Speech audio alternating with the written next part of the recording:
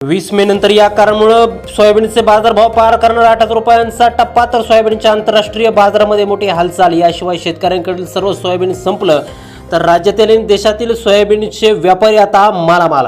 सध्या भारतीय बाजारात सोयाबीनची आवक ही घटलेली असून soybean processor association of India आणि कृषी मंत्रालयाच्या आकडेवारीनुसार यंदा पुन्हा सोयाबीनच्या उत्पादनात घट होण्याची शक्यता आहे। याशिवाय सोयाबीनला वाढलेली मागणी, सोया तेलाला वाढलेले बाजारभाव, त्याचप्रमाणे अमेरिकेने बायोफ्युएलसाठी सोयाबीन तेलाचा वाढवलेला वापर आणि आंतरराष्ट्रीय बाजारातील सगळी परिस्थिती या सर्व गोष्टींमुळे सोयाबीनचे बाजारभाव हे 8,000 रुपये देखील पार होऊ शकतात असं बाजारभाव अभ्यासकांचं म्हणणं आहे। आणि नेमकं याच विषयी एक महत्त्वाचे अपडेट व्हिडिओच्या माध्यमातून आपण त्या ठिकाणी आता जाणून घेणार आहोत। त्यामुळे व्हिडिओ अगदी शेवटपर्यंत काळजीपूर्वक पहा आणि चॅनलवरती जर आपण नवीन असाल तर चॅनलला जरूर सबस्क्राइब देखील करा। शेतकरी बंधूंनो, आपण जर का पाहिलं तर सोयाबीनचे बाजारभाव हे मागणी आणि पुरवठा याशिवाय त्या ठिकाणी सोयाबीनची निर्मिती, सोयाबीनची निर्यात असेल, सोयाबीन तेलाची आयात असेल, या सर्व गोष्टींवरती सोयाबीनचे बाजारभाव हे त्या ठिकाणी अवलंबून असतात। सध्या आपण जर का सोयाबीनचे बाजारभाव जर पाहिले तर लातूर असेल, अकोला असेल, हिंगणघाट, मलकापूर याशिवाय चिखली, मेहकर या सर्व बाजार समित्यांमध्ये सोयाबीनला सरासरी 6,000 रुपयांच्या वरती दर मिळतोय। तर वाशिमसारख्या बाजार समितीमध्ये सोयाबीनने तब्बल 7,430 रुपयांचा बाजारभाव देखील पार केला आहे। म्हणजे सोयाबीनचा बाजारभाव हा 8,000 रुपयांच्या उंबरठ्यावरती आहे। सध्या आपण जर का पाहिलं तर सोयाबीनची जी काय आवक आहे ती प्रत्येक बाजार समित्यांमध्ये कमी होताना दिसत आहे। Soybean processing association of India आणि भारताच्या कृषी मंत्रालयाच्या आकडेवारीनुसार यंदा प्रतिकूल हवामानामुळे उत्पादनामध्ये त्या ठिकाणी घट होण्याची शक्यता आहे। 2025-26च्या हंगामामध्ये जे काय उत्पादन आहे ते सुमारे 10.5 ते 11 दशलक्ष टनापर्यंत खाली येण्याचा अंदाज त्या ठिकाणी वर्तवला गेला आहे। आणि जेव्हा पुरवठा कमी असतो नैसर्गिकरित्या त्यावेळेस जी काय मागणी असते ती त्या ठिकाणी टिकून असते आणि बाजारभाव हे त्या ठिकाणी निरंतर वाढत जातात।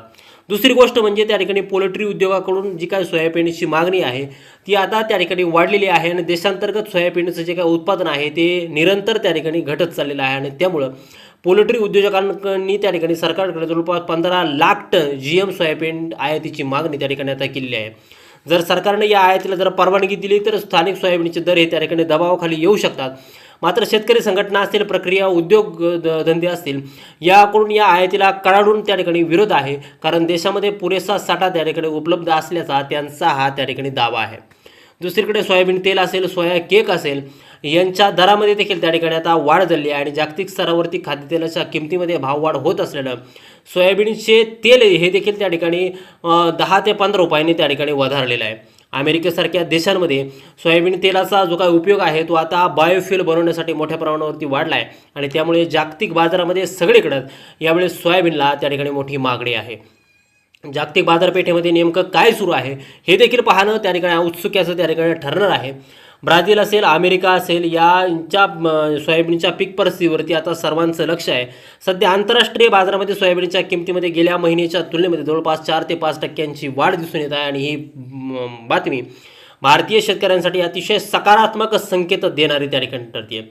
झालं असं की भारतीय शेतकऱ्यांकडे त्या ठिकाणी सोयाबीनचा साठा हा अत्यल्प शिल्लक असल्यामुळे जे काही सगळं सोयाबीन आहे ते व्यापाऱ्यांनी आणि जे मिल चालक आहेत त्यांनी त्या ठिकाणी खरेदी केल्यामुळं व्यापारी वर्ग हा सध्या मोठ्या प्रमाणात मालामाल होताना त्या ठिकाणी दिसत आहे आणि ही शेतकऱ्यांसाठी अतिशय त्या ठिकाणी खंत आहे, कारण की शेतकऱ्याला या भाववाढीचा फायदा हा त्या ठिकाणी मिळालेलाच नाही।